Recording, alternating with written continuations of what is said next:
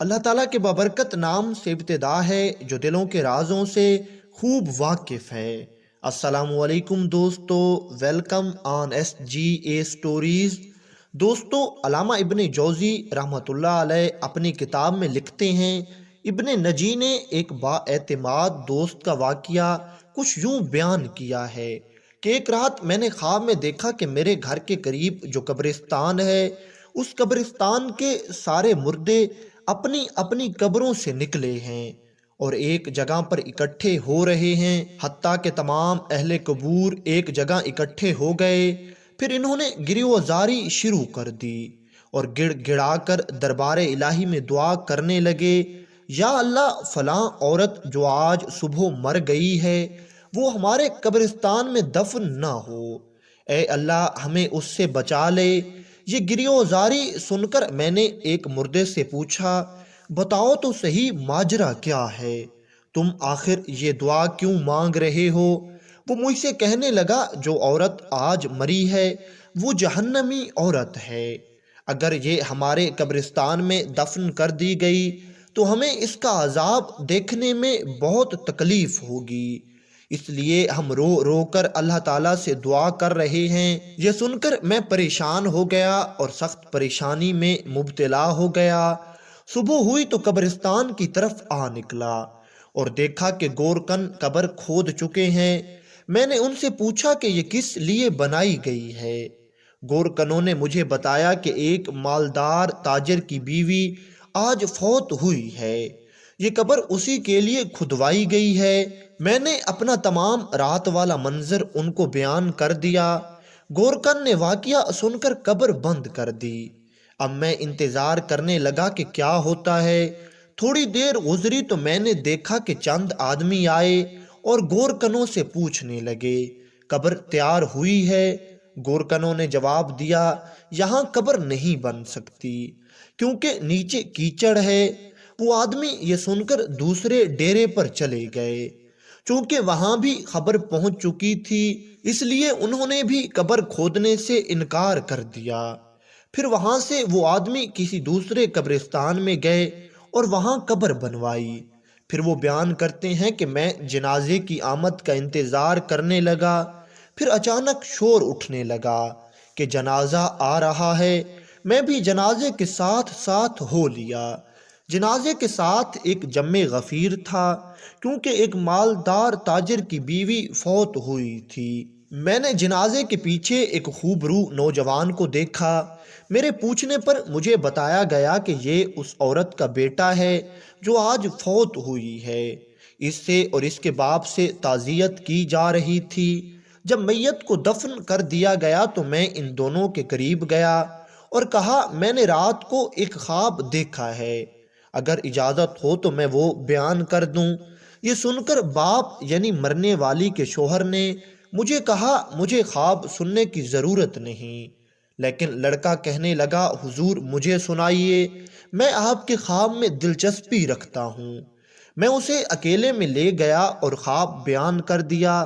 پھر اسے کہا کہ تجھے چاہیے کہ تو اس بات کی تفتیش کرے اور وجہ معلوم کرے کہ کیوں قبر والوں نے گڑ گڑا کر دعا کی ہے۔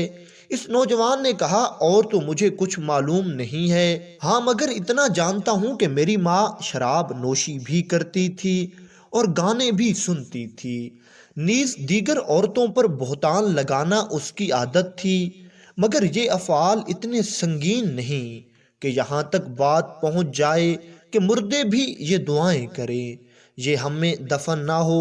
پھر وہ نوجوان مزید کہنے لگا کہ ہاں، ہمارے گھر میں ایک بوڑھی عورت ہے جس کی عمر تقریباً 100 سال ہے، وہ میری ماں کی دایا اور خدمت گار تھی، اگر آپ چاہیں تو چل کر اس سے پوچھ لیتے ہیں، شاید وہ میری ماں کا کردار جانتی ہو۔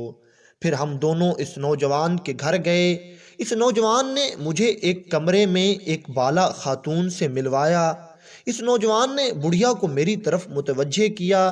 میں نے خواب بیان کر کے پوچھا، اماں کیا تیرے پاس کچھ معلومات ہے؟ یہ سن کر بڑھیا کہنے لگی، میں اللہ سے دعا کرتی ہوں کہ وہ اسے بخش دے۔ وہ عورت بہت زیادہ بدکار تھی، اس پر نوجوان نے بڑھیا سے پوچھا کہ کیا میری ماں شراب نوشی، گانا سننے اور عورتوں پر بہتان لگانے کے سوا اور بھی کسی گناہ میں مبتلا تھی؟ بڑھیا یہ سن کر کہنے لگی، بیٹا اگر تو برا نہ مانے تو میں تجھ کو بتا دیتی ہوں کہ تیری ماں کا کردار کیسا تھا، کیونکہ اس آدمی نے جو خواب بیان کیا ہے یہ تیری ماں کے گناہوں کے سامنے معمولی ہے۔ یہ سن کر وہ نوجوان کہنے لگا، میں چاہتا ہوں کہ تو ہمیں سچ سچ بتائے تاکہ ہم ایسے کردار سے بچ جائیں اور عبرت حاصل کریں۔ یہ سن کر وہ بڑھیا رونے لگی اور کہنے لگی، خدا تعالیٰ جانتا ہے کہ میں کئی سال سے توبہ کر چکی ہوں اور مجھے امید تھی کہ تیری ماں بھی توبہ کر لے گی، مگر اس نے توبہ نہ کی۔ اب تمہیں 3 کارنامے تیری ماں کے سناتی ہوں۔ تو اس بڑھیا نے اس عورت کے لڑکے کو مخاطب کر کے کہا، تیری ماں بہت بڑی بدکار تھی۔ ہر دن 2 نوجوان اس کے گھر آتے تھے جس سے وہ اپنی خواہش پوری کرتی تھی، اور تیرا باپ بازار میں کام کرتا تھا۔ پھر تو جب جوانی کی عمر کو پہنچا تو نہایت حسین و جمیل ہو چکا تھا۔ میں دیکھا کرتی تھی کہ تیری ماں تیری طرف شہوت کی نظر سے دیکھتی ہے، حتیٰ کہ ایک دن تیری ماں نے مجھے یہ کہہ دیا، میں اپنے بیٹے پر فریفتہ ہوں، لہٰذا کسی طریقے سے اس کو میری طرف راغب کرو۔ میں نے جب یہ بات سنی تو میں تیری ماں سے کہنے لگی، بیٹی یہاں تک کیوں جاتی ہو؟ تیرے لیے اور بہت سارے نوجوان ہیں جن سے تو اپنی خواہش پوری کر سکتی ہے، لہٰذا بیٹی تو اللہ تعالیٰ سے ڈر اور اس اپنے برے ارادے سے باز آ جا۔ تو تیری ماں مجھ سے کہنے لگی، نہیں، مجھے اس کے سوا صبر نہیں آتا۔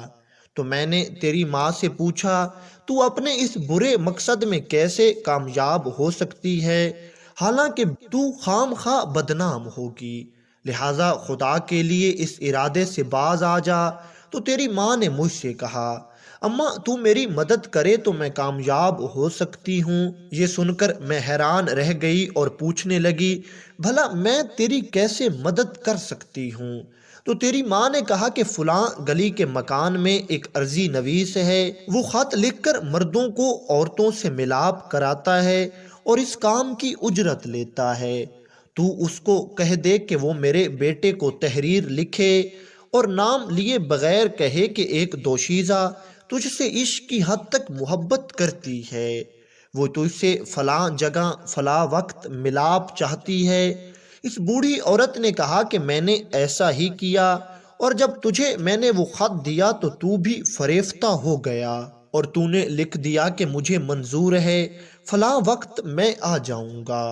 تو میں نے تیری ماں کو وہ خط لا کر دے دیا۔ تیری ماں نے جواب پڑھ کر کہا، اماں تم میرے بیٹے سے کہو کہ فلاں وقت فلاں جگہ آ جائے، اور تو فلاں بالا خانہ اچھی طرح تیار کر اور اس میں پھل اور خوشبو وغیرہ کا انتظام بھی کر دے۔ تو میرے بیٹے کو یہ بھی کہنا کہ جس عورت نے تجھے بلایا ہے وہ ابھی نئی نئی دوشیزہ ہے اور روشنی کو پسند ہرگز نہیں کرتی، بلکہ وہ یہ کام اندھیرے میں بہتر کر سکتی ہے، تاکہ تمہارے والدین کو تم پر شک نہ گزرے۔ پھر میں تیرے پاس آئی تو نے یہ بات مان لی اور رات کا وقت مقرر ہوا۔ میں نے تیرا جواب تیری ماں کو پہنچایا تو اس نے بہترین کپڑے پہنے اور عمدہ قسم کی خوشبو لگائی اور وہ اس بالا خانے میں پہنچ گئی، اور پھر تو بھی وہاں پہنچ گیا، پھر تو وہیں سو گیا۔ تو میں نے صبح کے وقت آ کر تجھے جگایا۔ پھر چند دنوں کے بعد تیری ماں مجھ سے کہنے لگی، اماں میں اپنے بیٹے سے حاملہ ہو گئی ہوں، اب میں کیا کروں؟ تو میں نے کہا، مجھے تو کچھ سمجھ نہیں آ رہی، اب تو ہی بتا ہمیں کیا کرنا چاہیے۔ لیکن تیری ماں کسی ہیلے بہانے سے تجھ سے اپنی خواہش پوری کرتی رہی۔ حالانکہ ولادت کا وقت قریب آ گیا تو تیری ماں نے تیرے باپ سے کہا کہ میں بیمار ہوں اور میں چاہتی ہوں کہ کچھ دن اپنی ماں کے پاس رہ آؤں۔ تو تیرے باپ نے اجازت دے دی اور پھر میں اور تیری ماں تیری نانی کے گھر چلے گئے۔ وہاں ہم نے ایک کمرے میں رہائش رکھ لی، اور جب ولادت کا وقت آیا تو میں ایک دایا کو بلا کر لے آئی تو تیری ماں کے ہاں ایک بچہ پیدا ہوا جسے تیری ماں نے مار دیا اور پھر ہم نے وہ بچہ وہیں دفن کر دیا۔ ابھی کچھ دن ہی گزرے تھے کہ تیری ماں مجھ سے کہنے لگی اب میں پھر اپنے بیٹے سے اپنی خواہش پوری کرنا چاہتی ہوں۔ تو میں نے اس سے کہا بیٹی جو کچھ ہو چکا ہے تیرے لیے کافی نہیں ہے؟ تو تیری ماں نے مجھے کہا مجھے اس کے سوا صبر نہیں آتا، اور پھر اسی طرح یہ سلسلہ شروع ہو گیا۔ پھر جب وہ بڑھیا دوسرا واقعہ سنانے لگی تو اس عورت کے بیٹے نے یہ کہہ کر بات ختم کر دی اماں بس کر، اتنا ہی کافی ہے، اللہ تعالیٰ میری ماں پر لعنت کرے اور ساتھ تجھ پر بھی لعنت کرے۔ یہ کہہ کر وہ اٹھ کھڑا ہوا اور میں بھی اس کے ساتھ اٹھ کر باہر آ گیا۔